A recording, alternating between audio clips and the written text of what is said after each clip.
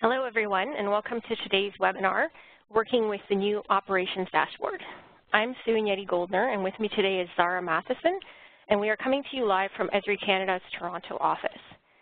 Thank you for joining us today. If you haven't attended one of our webinars, just be aware we are recording the session, and we will email you a recording link along with a PDF for the slides in the webinar. And we'll give you our contact information again at the end of the webinar if you have any more questions for us today.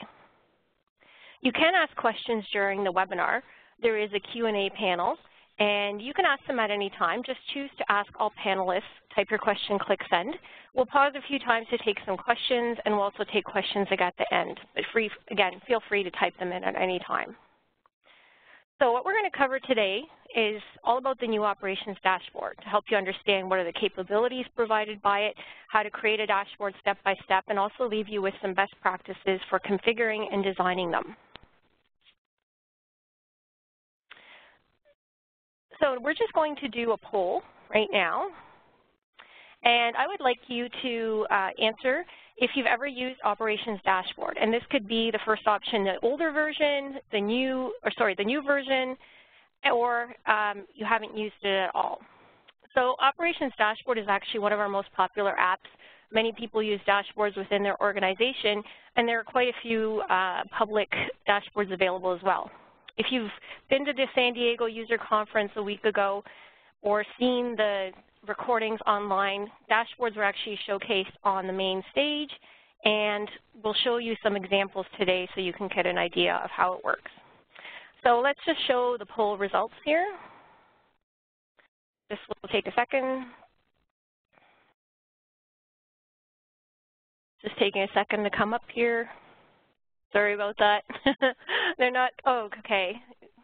There they are. So it looks like a lot of you haven't really used it. Quite a few have used the new version, so that's good, but hopefully we'll leave you with some good ideas to go with today. So what exactly is Operations Dashboard? It's a configurable ArcGIS web app, and it provides a view of your geographic and other information to help your audience monitor events or activities. Dashboards are designed to display multiple visualizations that work together on a single screen. There are many reasons you want to create a dashboard, and there are many purposes for a dashboard. They can allow your audience to see in one view all the data you need to be informed and to make decisions. You can make a dashboard to monitor the most important information about your daily operations. Dashboards can make sure that everyone is focused on the same goal by viewing and using the same information. And you can also create a personalized view of a large set of data to show you all the metrics that matter to you. So the new Operations Dashboard was released in December 2017, and it has gone a major upgrade from the older version. So in this new version, you have a home page from where you can manage and author your dashboard items, and the authoring is completely done in the browser, and users also use it in the browser. If you've used the older version, you know that operation views were created by a Windows app, and just be reassured that these are still supported. In case you use that, just be aware this older version of the app won't get updated with any of the new functionality coming to the ArcGIS platform. Some examples are using smart mapping styles or arcade scripting and more. And if you want to update your dashboard, you will have to rebuild your dashboard, but Zara will show you today how quickly and easily you can do that. You could still use the same web map you used in your older operation view to build your new dashboard, but you may want to add some of the new capabilities that are provided by the new app. Dashboards can now also be viewed on a smartphone, so this capability was enabled in the June 2018 release of ArcGIS Online, and we'll talk more about that a bit later in the webinar. And this slide pretty well sums up what we're going to show you today, all the new and cool features in Operations Dashboard. So how do you get Operations Dashboard? Well, it is included with your ArcGIS subscription. Many ArcGIS apps are, and there's no additional cost to use it. So this is true whether your ArcGIS organization is ArcGIS Online. This is your collaborative web GIS managed in the cloud by Esri, or if you're using ArcGIS Enterprise, which is the equivalent that you run behind your firewall and hosted in your own infrastructure or on-premise.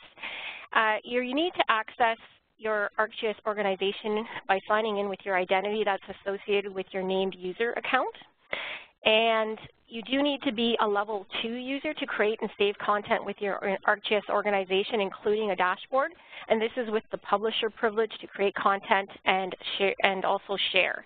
However, level 1 name users can view dashboards as read-only. Dashboards are designed as read-only apps anyway, so this is a good way you can share with those that need access to your data but don't actually need to create it. Also be aware that dashboards can be shared publicly, and I'll show you some examples a bit later. So that way you don't need to be a named user to access that dashboard. And if you have a public account, again, you can create a public account with ArcGIS Online. You can only view dashboards with this account. So it is available with ArcGIS Online and with ArcGIS Enterprise 10.6 and onward. So how do you create a dashboard? There's a couple ways you can get started from your ArcGIS organization. Again, either ArcGIS Online or ArcGIS Enterprise. And you actually start, we'll talk about it a bit later, but with a web map loaded with all your data. And once you're done your configuration, you're ready to go. There's a few starting places you can go. You can access it right from the Apps button that's in the header of your site. The button kind of looks like a waffle, and you just select Operations Dashboard. You can access it from your Contents page. You choose to create an app, and you choose Operations Dashboard. You can also create an app from the Items Detail page for your web map. And again, you just choose Create Web App, Operations Dashboard. And finally, if you're working within a map viewer, it might be easier for you when you share. You can choose to create a web app and choose Operations Dashboard. Again, all these work equally as well. It's just up to you what works best for your workflow. Now we're going to go into a demo, and we'll show you some examples of different dashboards. So I'm just going to share my screen and take you into a couple of different sites. Oops, wrong, there we go. So these are publicly shared, and again, the links are on that slide I just flipped from.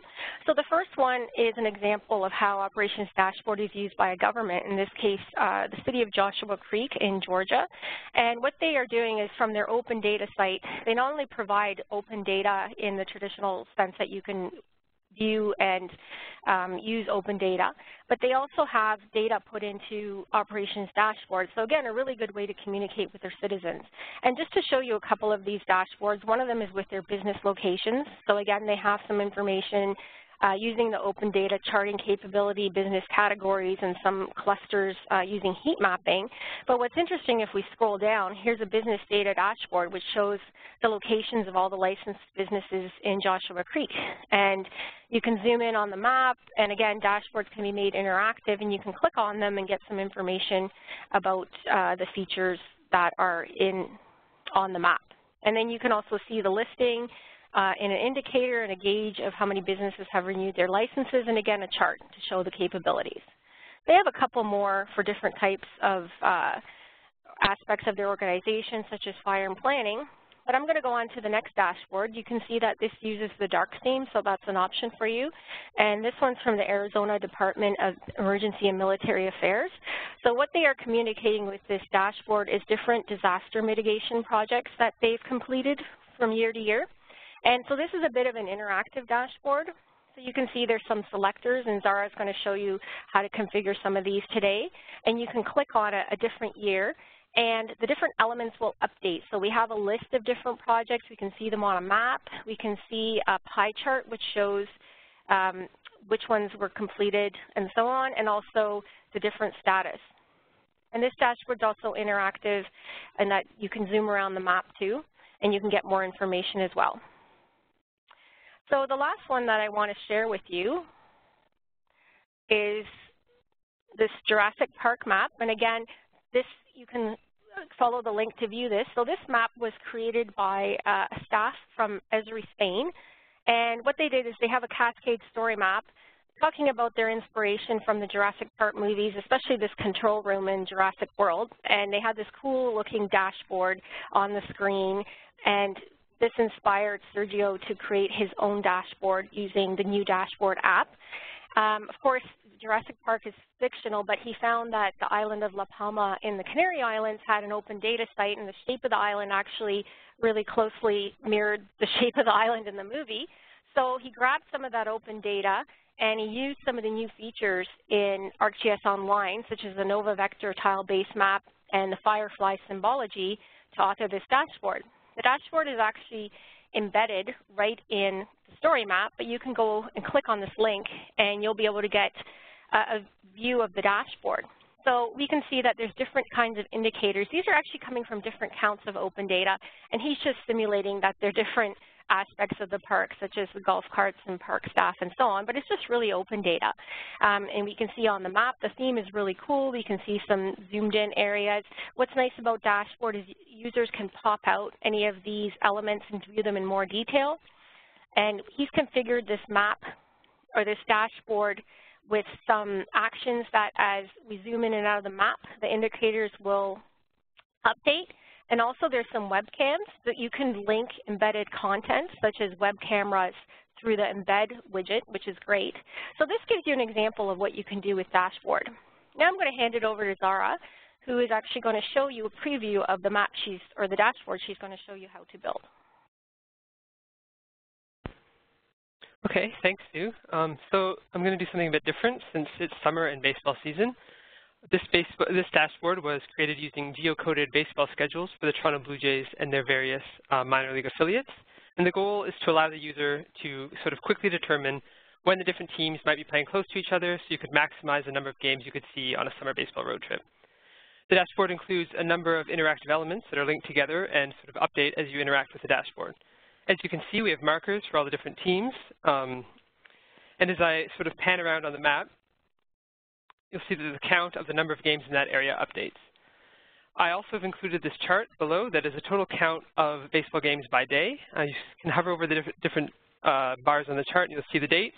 And you can select dates that you might be interested in, and you'll see that that also updates the indicators, the count, and what you see on the map. So it's sort of interesting. You can pick sort of different weekends you might be able to go see a baseball game, pan around, see where they might be close to each other. You can click on the various points to get more information about the game. And I've also included the option up here in the header. There's a category selector that lets you filter the map by a team. So maybe you're only interested in the new Toronto Blue Jays, for example. You can filter the map. You'll see that the sort of calendar at the bottom and the various indicators all update based on that filter. And you can actually select more than one team. You can do whatever you want. The final thing I've included on this dashboard is this gauge indicator that is just pulling from the date, today's current date, and how many games have been completed up until now. So we're halfway through the season. So you can see 95 of 162 games are done. So in the next demo, I'm going to show you how to get started configuring a dashboard to sort of work like this one.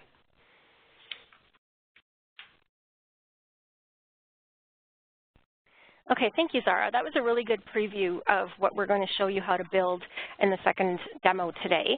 I'm just going to take a few questions that have come in. I'm trying to answer questions as we go along, but I'll answer a few that I feel like a lot of you might be interested to know. Someone asked, what's the difference between Operations Dashboard compared to the Operations theme with Web App Builder? Well, they do similar things, but Web App Builder allows you to create a little bit more customizations and incorporate additional functionality such as editing and geoprocessing with your app, whereas Operations Dashboard, it's configurable, but there's not a lot of extra things you can add to it. So you could use both. Operations Dashboard is a bit more out of the box and quicker to set up. The second question I have is, does Operations Dashboard work with other Esri Field apps like Collector, Survey 123, and Workforce? And yes, it's actually a great use of Operations Dashboard as the monitoring app for your field workflow projects. So you could add the work assignments from Workforce along with data captured, say, in Collector or Survey 123. And we actually showed this in our user conferences and showed that the web map and web layers in Dashboard immediately update when the field work is done. So it's actually a great use to integrate and bring together all your field work activities. So let's move on to creating and configuring your dashboard. So dashboards are composed of different elements, and these include different things like maps and lists and so on. And the elements actually occupy 100% of the application browsing window, and when you resize your browser, the elements will resize to fit. They can be moved, docked, resized, grouped, or stacked. There's a header and a left panel element. These can't be rearranged, but they occupy a predefined space on the dashboard. And many of the elements you will be adding are data-driven. So they work with data through web layers that are stored as items in your organization's portal, whether it's ArcGIS Online or ArcGIS Enterprise. The data source for the map element is a web map, and these can contain different types of web layers that would include your operational layers as well as base map layers. Typically, you will start with a web map and then add the elements to focus on the aspects of your data you want to highlight. However, you can create a dashboard without a web map because you can browse and search for layers you wish to use for your dashboard elements and just set these as a source when you add them. So you don't need a map, but a lot of people do use one. So Zara's going to show how to configure some of these, but just to tell you what you can do, you can add a list element, and this shows features in a row, and again, they're coming from a layer. The details element can show more detailed information. Again, it's bringing up attributes that are based on how you set the pop-up in the web map. Gauges display a single metric, and you can put in things like maximum or minimum values. And indicators also show numeric attributes, but you can do things like count or sum or do another summary statistic, again, coming from your data. You can make a left panel, and this would allow you to use your selectors, and that's an interactivity you can provide with dashboard. I'll talk about it a bit later. There's some dashboard elements that don't use your layers, such as you could add rich text, so you could add some fixed text items, even website links, and you can also add the embedded content, so you can embed documents, images, or video or other web content, and I showed you an example with the web cameras for the Jurassic Park example.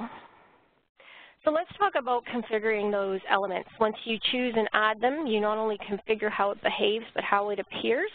And the configuration options will vary depending on the element, but we're going to talk about some general options that you'll need to set. So if it's a data-driven element, you'll need to specify the data source. And again, to emphasize, Operations Dashboard is working on live web layers, so it provides dynamic data. So again, any data that gets updated, it will be refreshed in the dashboard to have a current view.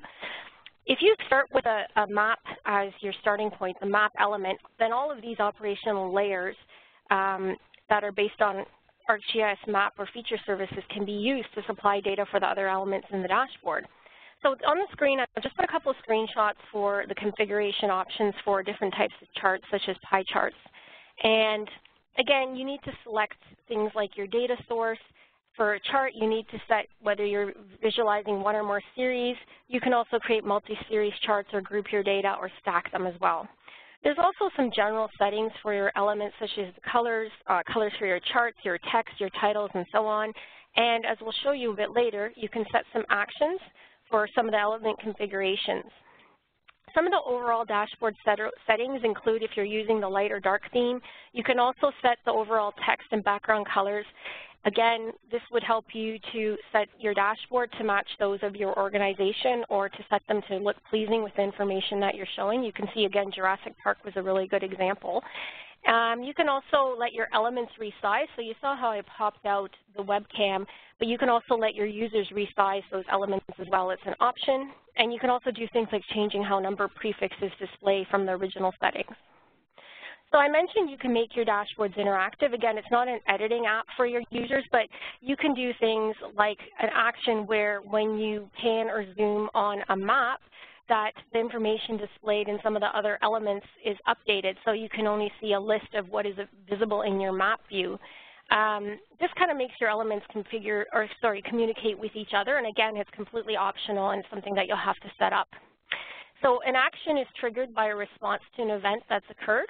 As I mentioned, change in map, or also you can have a selection change. So if you're allowing users to select certain features, you can have an action that will change what is displayed in another element. So that is the target element. They're all configured in a source element, and Zara will show you in the demo, as well as a selector. That's a dashboard element that supports the selection. So when this changes, the selection changes, it will trigger action. So this is how users can filter the data set. Again, you saw the date example for the Arizona, there's the Arizona disaster mitigation response. You could click on different years, but you can also enable users to interactively select dates. You can enable them to use a category selector, so these could be based on attributes from your data set, or a number selector. Again, that would be on a numeric range or field. So selectors, you can specify different properties. And so the idea is you set up this selector, you do the work ahead of time, and then your user is able to use it, and it's pretty quick and easy for them to interact with your dashboard. Finally, sharing your dashboard is important, and there's different options for you. And these are kind of general, follow the guidelines of sharing in ArcGIS in your organization. You may want to share the dashboard with everyone in your organization.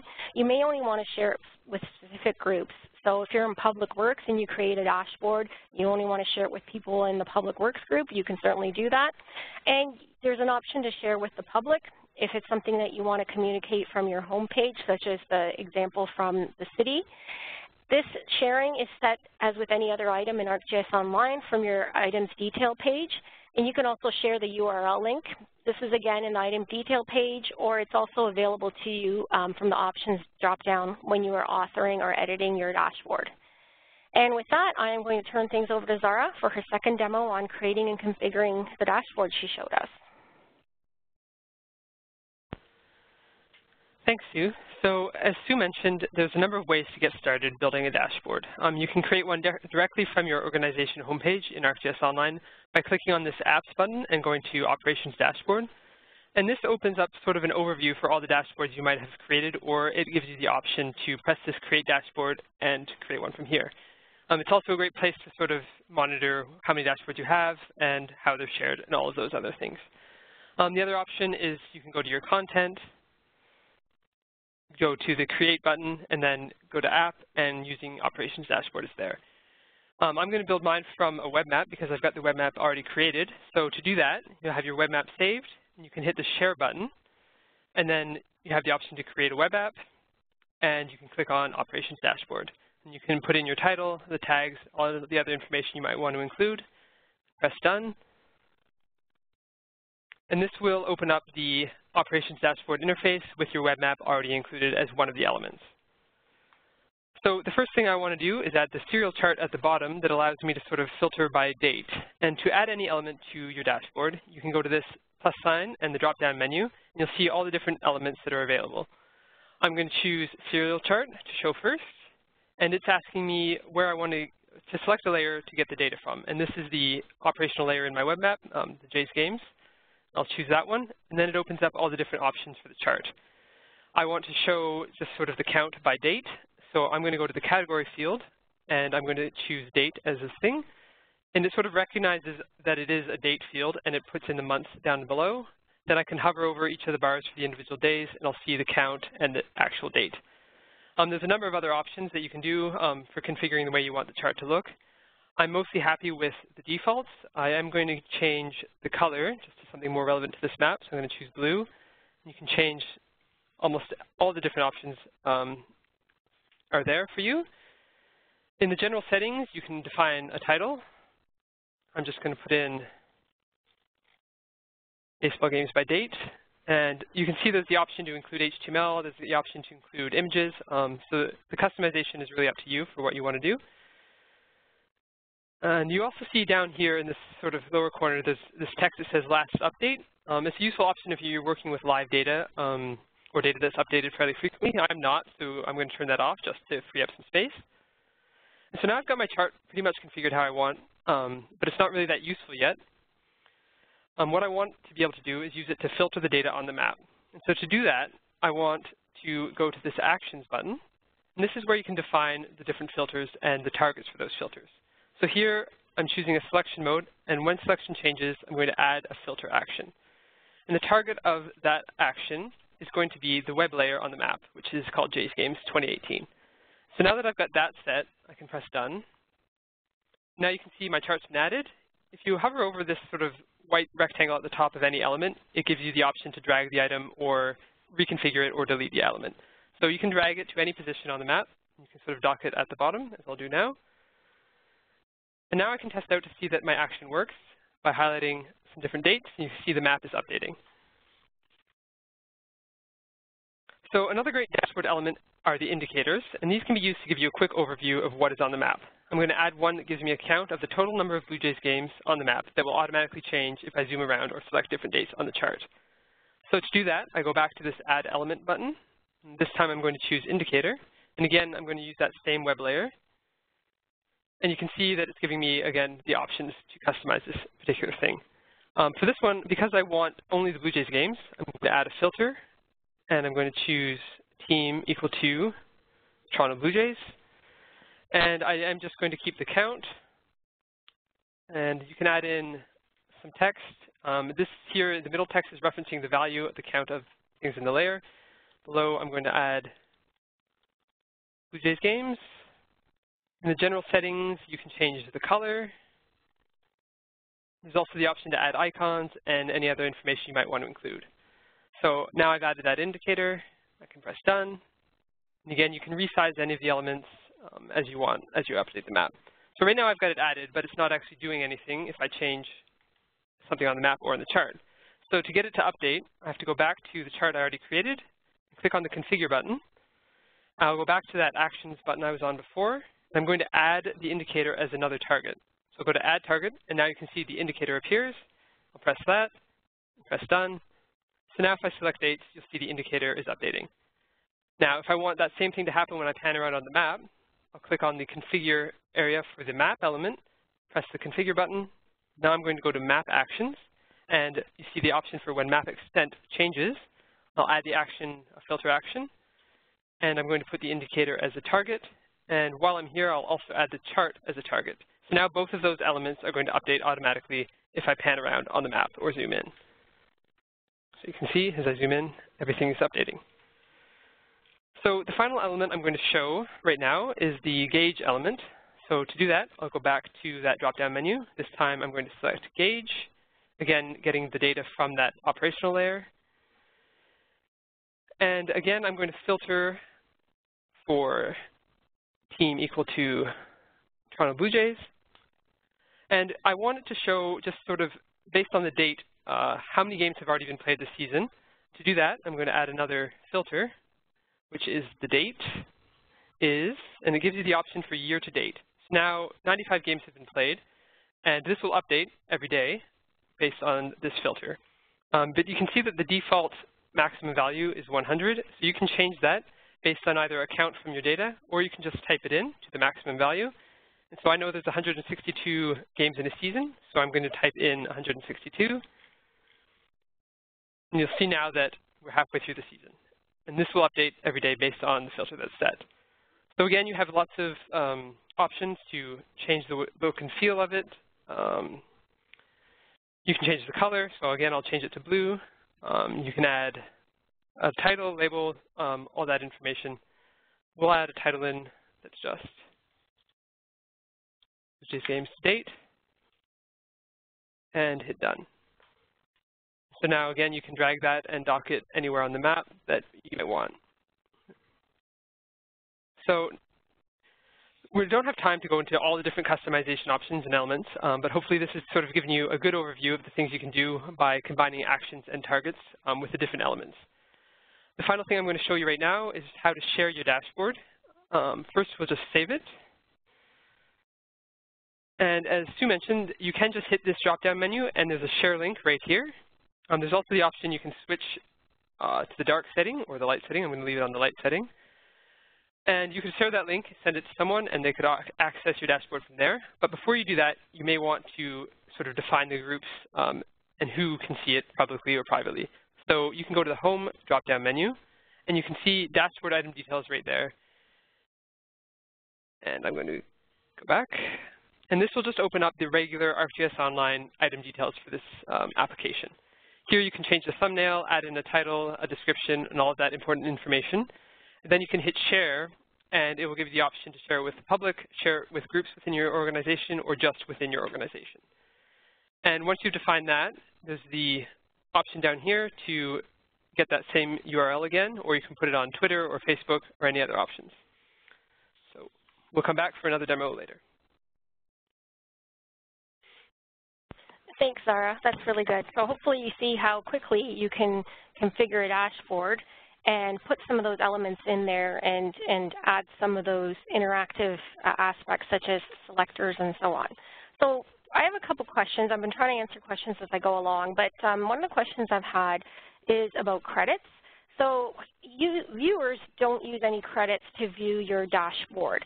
The dashboard app itself doesn't use credits. I mean, you use credits when you're storing your items in your ArcGIS organization if you're in ArcGIS Online. So if you're the creator, it might not be you, it might be whoever created the content that you're using. So there is some minor credit usage associated with your dashboard, but you're not doing things like analytics or anything like that that uses credits, and viewers don't use credits. So we're going to keep moving along because we'll try and take some more questions later, but we have a few more things to cover today. So we're going to leave you with some best practices and some tips and tricks to help you effectively create your dashboard as well as set up your web map that supports it. So we mentioned earlier that you will spend some time as your first step before you create a dashboard to set up your web map and your web layers. And we didn't have time to show this from scratch today, but actually there's lots of good resources online to help you do that, and I'm sure a lot of you already have experience in creating maps, whether on the web or the desktop. You can start from your ArcGIS desktop. We do recommend ArcGIS Pro just because the workflow is connected tightly with your WebGIS. It's easy to publish layers and so on. But you certainly can do this from ArcMap as well. You might be an ArcMap user, so don't worry, the workflow is just a little bit different. If all of your data is already in your ArcGIS organization, again, whether you're in ArcGIS Online or your ArcGIS Enterprise, they're hosted feature layers. You can also create your map right from the map viewer, save it, and then that option to go and create your dashboard from a web app is available to you. So a couple things, and if you click on the link on this slide, this will take you to creating a great map in specific for use with an ops dashboard. So things like checking your symbol sizes on your labels. You might set them for your web map, and you probably want to check how it looks from inside your dashboard if you're using a map element, and then you can adjust your web map as needed. So once you make changes to that web map and you save the web map, as soon as a user refreshes the dashboard, they will not only see the changes you made in the styling of your web map pop-ups and so on, they also see changes that as your data gets updated. Again, just to remind people, I've had a couple of different questions. This is working on data like a web layer that is, when that layer is refreshed, the user will see the most up-to-date data layer in your web map as well, and then operations dashboard. Pop-ups are kind of important because not only can the user see and click on features if you enable that in your dashboard web map, they can click on and get the layer attributes, but they also supply some of the elements. So for example, the details. So you can also do things like set up a custom attribute display for your web map pop-up, and this allows you not only to just display those attributes, but you can also add hyperlinks or photos for a more custom experience. And you can also enable your users to navigate the map with some bookmarks that you set. And so you just create these in your web map and save them. And again, there's the bookmark option for the dashboard map, and that might be a good way to help your users navigate around the web map. Now we'll go over a couple of tips and tricks for working with your dashboard. And this link will take you to what is under the general section of the online dashboard help. And there's a lot more options that we don't have time to go over today. So you can see some of those dashboards earlier that I showed you are very customized, and you can go through the help, and we'll try and show you a few examples. So you might want to use a custom icon, for example, in your indicator, so your dashboard can align with your organization's branding. So you can do this with SVG images. And you can also set additional formatting options for how your numbers and dates appear in Ops dashboards and how you're parsing your dates. Ops dashboard will default to the format that is default for your location, your geographic location, but you can override them for some of the elements, and again, you can set up your date patterns. So how your dashboard appears to your user, you can add a lot to it by using HTML. So for example, you can see this list here. You can combine rich text field names, links, and other supported HTML elements to customize that display. And again, it just adds to your dashboard and makes it a nicer user experience sometimes. So this list was enhanced with custom HTML. For example, the first line has been bolded and enlarged. The second and third lines have some HTML symbols. So just talk about some best practices for sharing. This link again takes you to some general best practices and considerations about how you share your information from your ArcGIS organization, but you want to make sure that what you are sharing is relevant, so the content in your map is relevant to the message you're trying to convey in that dashboard. You may have a lot of different data layers that aren't really needed or don't support what you're trying to communicate, so remove those because they can really clutter your map. Things like making a nice thumbnail for your dashboard can help your item stand out. If someone's searching on some of the tags you've set for that dashboard, it will stand out and make it easier for them to see. And there's best practices for creating thumbnails of size and so on. What's also important is those item details that you enter for your dashboard. Again, make it when people find your dashboard so they can understand what is provided and what is the purpose. So include things like terms of use, credits, and spatial extent even. And also you can take advantage of your profile to establish your authority for the information you're sharing. And just some more descriptive information like contact information is good to do. Also, before you share your item, make sure the sharing privileges and security setting of your organization that you are following those. So some organizations disable public sharing for some of their users, so you might not even be able to do that, but just make sure you follow what your organization best practices are. And yeah, considering the format in your audience. So as I mentioned earlier, dashboards, when they were released earlier, or well, actually end of last year, they weren't really usable on smartphones. So this is actually something that you, our users, wanted, so the design team has enabled it. And they actually have a blog post on what are some best practices for using your dashboard on a smartphone. So I've provided you with the link. So this is available as of the June 2018 update to ArcGIS Online. And one of the main things that I would say is consider creating a separate dashboard for your mobile users, because you can't really provide all the information from a complex dashboard to someone used on a phone. It's just too much. They're using it in the browser, and some tips and tricks are keeping it simple, maybe to limit how much interactions users do. They can't always go and select things and on a little small screen of a phone. Kind of pick a phone orientation, whether portrait or landscape, and design for that. Remember, your dashboard elements take up 100% of the display. They won't realign if the user changes. So just kind of have an idea of what looks better. Also, grouping and stacking your elements might make it easier for users. The example on this screen shows two groups. One has two indicators and a gauge. Another one has a web map and a list. So that's easier for users just to swipe and use the different panels to view the information. Kind of avoid a lot of unnecessary titles and descriptions. You might not even need a header for using it on a phone.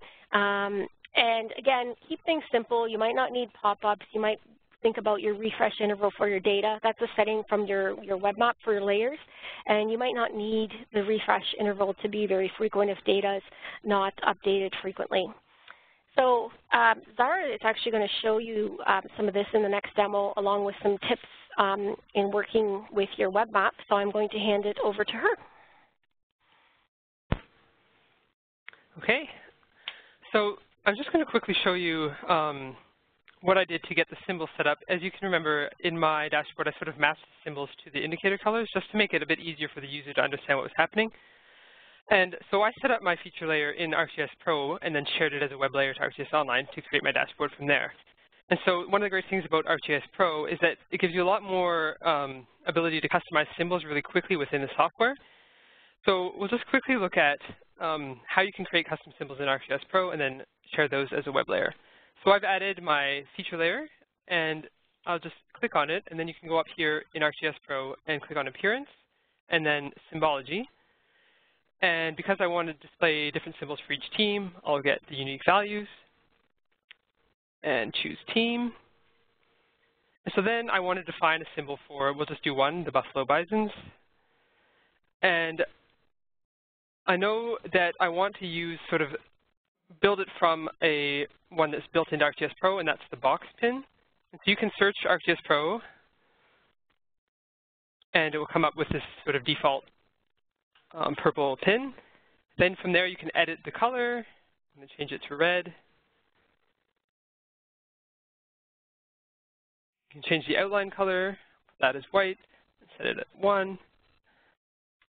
And you can increase the size. And as you can see, you can preview the symbol as you update it down here in this box. And so the other thing I want to do is I want to add that text, BUF for Buffalo. And I don't have that in my attribute table, but you can actually add that as an element built into the symbol. And to do that, you can click on this wrench, and it's the structure button.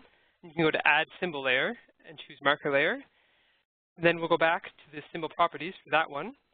And this little Insert Shape drop-down menu gives you the option to add another shape, including text. So I'm going to choose this number 1 here. And it gives you the options to customize font, the size, everything there. So it also lets you type in a text string. So I'm going to type in BUF. And you can change the font. I'll increase the size a little bit. Change it to white. And you can see it's a little bit offset of where I would actually want it. I would want it more centered into that pin. So to change that, you can adjust the anchor points. You sort of have to play around with it depending on what your sizes are. I know that roughly 100 minus 190 should put it close to the center. And then I can press Apply. And I've got symbols set up that I can now share as my feature layer. And you can also save these symbols in ArcGIS Pro so you can use them over and over again by hitting this menu and going to Save Symbol to Style. So this is one of the things you can do quite easily in ArcGIS Pro to get a web map that works really well for your dashboard. We'll go back to ArcGIS Online now. The other thing I did was I spent a bit of time setting up the custom pop-ups so that it gives information that's important and relevant to the user. You can do that by going to your feature layer in Pro and going to Configure Pop-up. And when it has pop-up contents, it gives you the option for a custom attribute display. And you can hit Configure, and you can use the values, text, you can add in images, and any information you want to make the pop-ups relevant to your dashboard. So that's sort of an important thing to do just before you even get to the dashboard stage, is set up the web map the way you want. Another thing you can do is change the base map. So if you're using the darker theme dashboard, you may want to use a darker themed base map. So you can choose like the Night Street base map, and it just may make the whole look and feel of your dashboard go well together. So the other thing I'm going to show is how to set up a dashboard using the same data for a mobile device. And we'll go again and share, create web app, go to Operations Dashboard, and this is just going to be mobile. And so I know I don't want to use the dashboard I already created on a mobile device because there's a lot of information and a lot of user interaction required, and it just would not look very nice. So I think I just want to have a dashboard that shows really quickly a list of all the games that are being played today. And to do that, I can go to the Add Element button, and I'm going to choose List this time. Again, I'm going to reference the data in the J's Games layer. And you can see it's bringing up a whole list of data. Again, I'm going to filter that by date, and I'm just going to set the date to be today. So this will update every day, and it will just give you a list of games that are being played on that day. And in the list, you can customize, again, with HTML or just the different values. I'm going to just use title, and then at, and then I'm going to choose my time field. And now it just gives me what teams are playing and at what time. And the other thing I'm going to do is set up an action on this. So when I change the selection on my list, I'm going to add an action to zoom to that feature. And the target will be the map. And I'll press done. So now I have a list. I can click on it. It will zoom to that particular game for today. I'm just going to dock that at the bottom. And what if I also wanted to have another list that would show the games that are being played tomorrow? So to do that, you can go back, and there's this duplicate button. I'll hit that. And then I can configure this exactly the same. I'll go to Configure, and I'll just change the filter to be date as tomorrow. And now that's going to give me a list of the games being played tomorrow. It's got the same actions and everything set into it. So I'll press done. And because this is going to be on a mobile device, I want to move this below the one for today. So to do that, you can drag it. It's going to give you, if you pull it into the middle, the option to stack the items. So I'll do that. And now I've got both lists here. One is behind the other one. You can change the title. So one could be today. And this other one could be tomorrow. So now I've got sort of a dashboard set up. I still don't really know how it would look on a mobile device, but I can assume it's going to look better than the one I had before. And a great way to quickly sort of preview what it might look like is if you're in Google Chrome, you can hit F12, and it will bring up the developer tools. And you can ignore all of this information, but there's this option up here that says toggle device. And that lets you preview what you're creating on different phone screens. So there's a drop-down menu. You can choose between iPhones, you can choose the Galaxy, and you can see how the application might look on a phone. So that's a great way to sort of just get an idea before you send out the link to your own phone to see how your dashboard might look. So one thing I'm just going to show really quickly, because I think a lot of people are asking, is how to add that filter for team. And to do that, you have to add either the left panel element or the header element. I'm going to choose header. And I'm going to skip over all of this sort of general information. But once you've added a header, you can go back here, and it gives you the option to add a category selector, a number selector, or a date selector. If you add the category selector, it gives you the option to create sort of a drop-down menu or a button bar of different items. And you can get categories from different things. I chose group values, again, from that Blue Jays layer. And if you choose the category field, I chose team. So now you can see I have that drop-down menu, and you can select single or multiple, and you'd have to set the action filter. We'll just update it to the map. Press done. And so now that filter is added to the header. And you can also include that in the left panel option. So that's all I have for the demos. So back to you. That's great, Sarah. That was really good. I hope you guys can see that some of these tips and tricks, they don't take a really long time to add them, but you can really quickly kind of customize how your dashboard looks with things like your symbols and so on. And the smartphone option, too, is something that you might consider. So I'm just going to summarize, and then I'll take a few more questions. Again, I've been trying to answer them. You guys are sending in lots of good questions, so keep it up, and we're good on time, so we can actually stay on the line and answer a few more questions. So just to sum up, we hope we've inspired you to create your own operations dashboard for your own data in your organization. You can see that it's really quick to set up, but there's lots of options for bringing out many different aspects of your data that you want to highlight. And it's all completed with configuration only in the web app. There's no coding required to get something that's really, really great looking. So you can really easily author a great dashboard that provides a really good user experience as well. So before I get to the questions, I just want to leave you with some resources. So many of you have been asking about documentation and tutorials and so on. This link at the top will take you to the online documentation, and it will walk you through what all those different elements can do and what are some different options. There's also links to videos. The Esri YouTube channels have a lot of good how-to type videos for various apps, including Operations Dashboard and so on. We also have a Getting Technical blog series here at Esri Canada, and we do post on different types of apps, including Operations Dashboard. Also, the Esri ArcGIS blogs are a really good place to get the latest updates. So the product team is always putting out blog posts and tutorials on what's new and what's latest with the app, and give you links to other resources as well. And if you haven't been on the Esri GeoNet community, I encourage you to go there. It's kind of a collaborative site where all of our community, from our customers to our business partners to Esri staff, including the product team, this is where you can ask questions, get answers, a lot of good content up here, and you can sometimes see that other people will want what you want. And the product team actually looks at what you, our users, are interested in, and they have prioritized enhancements based on your demand. The whole thing about putting a dashboard on a phone, we were told by the product manager that that was based on your demand, that you guys needed that. So have a look at GeoNet, and there's an ArcGIS Ideas site as well on this community, and there's a specific channel for or forum for Operations Dashboard, and you'll be able to get lots of good information there and ask some more questions there as well. So we have a couple of upcoming webinars. We have one on 3D and ArcGIS Pro, and there's a couple of training courses. We don't have a specific one just focused on Operations Dashboard, but ArcGIS Online for Publishers might have some good content for you. Operations Dashboard is covered in our Field Data Collection and Management course, and if you're interested in the Web App Builder option, there's also a course on that. Also, as an Esri customer, you have access to a lot of free training on our Esri training website, and there's a lot of free kind of 1-hour videos or webinars or longer tutorials that you can go and have a look at, and there are a few specific to this new version of Operations Dashboard. So before I answer some questions, I just want to thank you guys for coming today and participating in our webinar.